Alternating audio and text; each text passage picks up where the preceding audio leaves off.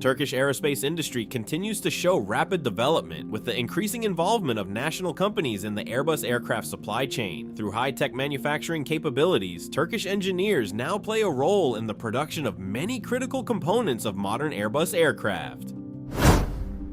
In recent years, Turkish Aerospace Industries manufacturing facility has developed into one of the most modern aerospace production centers in Europe and the Middle East. At the Ankara plant, various Airbus engine components are manufactured using high-precision CNC machines, automated robots, advanced composite technology, and laser-based digital inspection systems.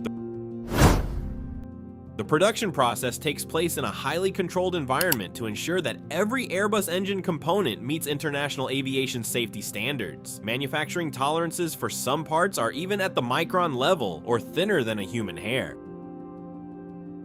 While Airbus itself uses engines from specialized manufacturers such as Rolls-Royce and Pratt & Whitney, Turkey is also continuing to develop its jet engine technology capabilities through national companies such as TEI, Turkish Engine Industries. The Turkish government is investing heavily in the development of next-generation turbofan engines and propulsion technologies to strengthen the independence of the national aviation industry.